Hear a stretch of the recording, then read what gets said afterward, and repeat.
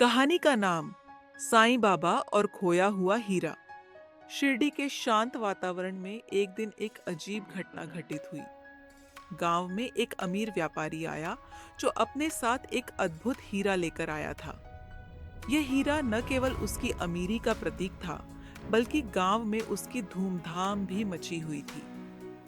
व्यापारी ने सबको बताया कि हीरा एक पुरानी कथा के अनुसार एक महान संत को अर्पित किया जाएगा, जो उनके जीवन को और भी समृद्ध बनाएगा। एक रात व्यापारी ने हीरा अपनी कोठरी में रखा और गहरी नींद में चला गया।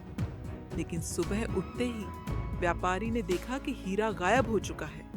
उसने हड़बड़ाहट में पूरे गांव में शोर मचाया। गांव वाले चिंतित हो गए और पुलिस को बुलाया, लेकिन हीरा कहीं भी नहीं मिला। अचानक व्यापारी ने सुना कि साईं बाबा की कृपा से हीरा वापस मिल सकता है। वह तुरंत साईं बाबा के पास गया और उन्हें अपनी समस्या बताई। साईं बाबा ने ध्यानपूर्वक व्यापारी की बात सुनी और कहा, तुम्हें अपने दिल की आवाज सुननी होगी। हीरा तुम्हारे पास खुद वापस आएगा।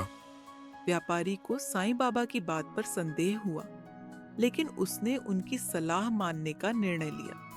वह दिन रात साईं बाबा के दरबार में बैठा रहा और ध्यान में लग गया। इसी दौरान एक रहस्यमय व्यक्ति मंदिर में आया और उसने व्यापारी को बताया कि हीरा एक पुरानी कुएं में छिपा हुआ है। व्यापारी ने तुरंत कुएं की खोज शुरू की।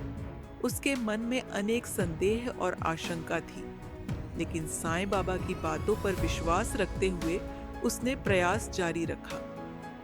कुएं में उतरते ही व्यापारी ने देखा कि हीरा वहां सही सलामत रखा हुआ था। व्यापारी ने हीरा को बाहर निकाला और साईं बाबा के पास जाकर कहा, आपकी कृपा और सलाह ने मुझे हीरा वापस दिला दिया। मैं आपको हमेशा कृतज्ञ रहूंगा। साईं बाबा मुस्कुराए और कहा, सच्चे विश्वास और धैर्य से हर मुश्किल का समाधान निकलता है। याद रखो, आत्मा की आवाज कभी गलत नहीं होती। इस प्रकार साईं बाबा की मदद से व्यापारी ने न केवल अपना खोया हुआ हीरा पाया, बल्कि उसने यह भी सीखा कि सच्चे विश्वास और धैर्य से जीवन की कठिनाइयों का समाधान मिल सकता है।